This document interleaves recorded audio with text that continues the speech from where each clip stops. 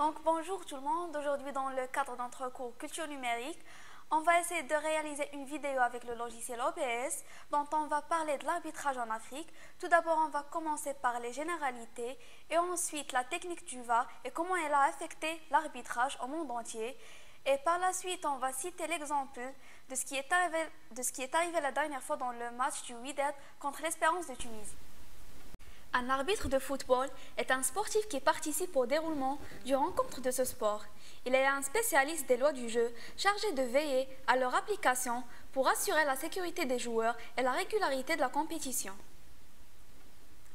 Concernant les postes que peut occuper un arbitre, il y en a l'arbitre central, il circule sur le terrain avec les joueurs et exerce seul l'autorité.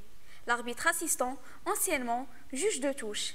L'arbitre assistant supplémentaire, dit arbitre de surface, depuis 2008, l'IFAB autorise la présence d'un arbitre assistant supplémentaire derrière chacun des buts. Arbitre remplaçant, dit quatrième arbitre, c'est lui aussi qui affiche les remplacements et le temps additionnel.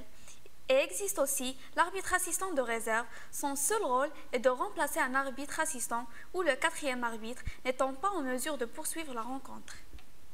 Le corps arbitral pour un match se compose d'un arbitre dans les compétitions départementales, 3 arbitres dans les autres compétitions départementales et les rencontres régionales, 3 ou 4 arbitres pour les rencontres nationales et internationales qui se composent d'un arbitre central chargé de la responsabilité du jeu et des sanctions administratives, 2 arbitres assistants chargés des sorties du champ de jeu et des hors-jeux, un quatrième arbitre qui est chargé de gérer des bancs de touche et de seconder l'arbitre dans la gestion administrative de la partie.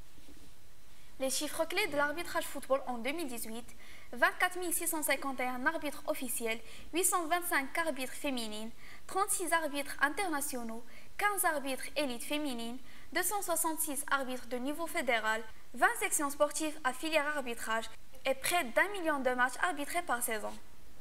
Le VAR, ou en football, l'assistance vidéo à l'arbitrage, c'est un dispositif vidéo conduit par des arbitres spécialisés qui assistent l'arbitre central. Le 6 mars 2016, l'IFAB approuve l'utilisation expérimentale de l'assistance vidéo qui est utilisée pour la première fois dans une compétition officielle organisée par la FIFA le 14 décembre 2016, lors de la demi-finale de la Coupe du Monde des clubs de la FIFA. Elle est retenue pour la Coupe des Confédérations 2017 et la Coupe du Monde de football de 2018. La procédure VAR, les arbitres assistants vidéo, interviennent dans 4 situations seulement avec l'objectif d'une interférence minimale pour un bénéfice maximal. Un but qui est validé ou non, un penalty, sifflé ou non, un carton rouge direct, infligé ou non, aussi que pour vérifier l'identité d'un joueur sanctionné. Le visionnage des séquences vidéo peut être demandé par l'arbitre ou effectué à l'initiative des arbitres assistants vidéo.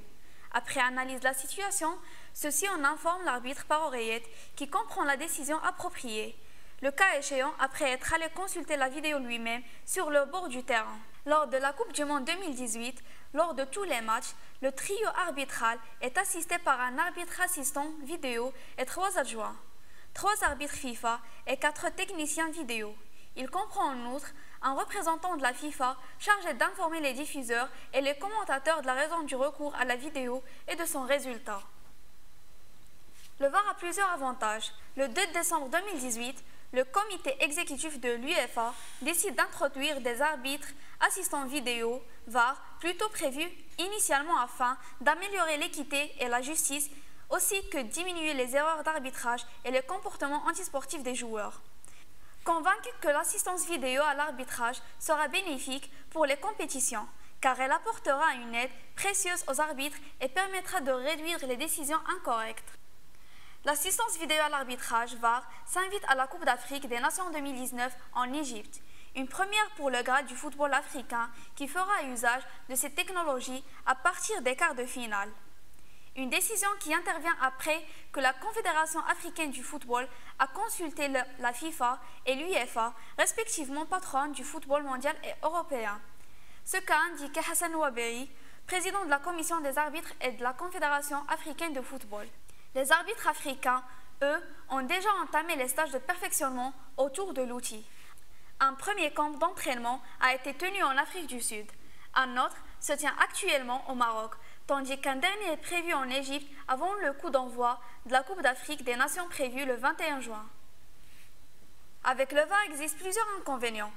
Des critiques soulignent que l'arbitrage vidéo nuit à la continuité d'un match, ce qui est arrivé le 31 mai 2019 durant la finale retour de la Ligue des champions africaine organisée par la CAF et disputée entre l'Espérance de Tunis et le Wydad de Casablanca à Radès en Tunisie. Pour le cas du Wydad, la finale retour de la Ligue des champions africaine entre l'Espérance Tunis et le Wydad Casablanca a vu le premier s'imposer dans un contexte particulier. L'Espérance de Tunis a été couronnée vainqueur de la Ligue des champions africaine après que son adversaire, le Wydad Casablanca, a refusé de retourner sur le terrain pour protester contre le fait que le VAR ne fonctionnait pas. Après le nul de l'aller, l'équipe tunisienne a ouvert la marque avant de revoir la rencontre basculer dans le chaos.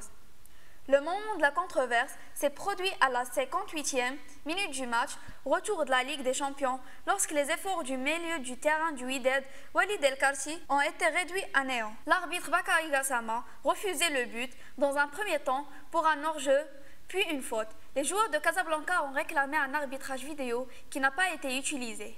Après une heure d'arrêt du match, Gassama a déclaré que l'Espérance était championne en raison du refus de Wydad de revenir sur le terrain. Au milieu de scènes chaotiques, le président de la CAF, Ahmed, est rentré sur le terrain pour tenter de raisonner les joueurs et d'expliquer pourquoi VAR n'était pas utilisé. Les joueurs du Wydad voulaient tout gâcher. Nous avons donc dû rester calmes. Ce qu'a déclaré Mouane Chabani, manager de l'Espérance, à Ben Sport après le match. Ahmed, le président de la Confédération africaine du football, la CAF, a été interpellé le jeudi 6 juin par les services de l'Office central de lutte contre la corruption et les infractions financières fiscales et a été libéré par la suite.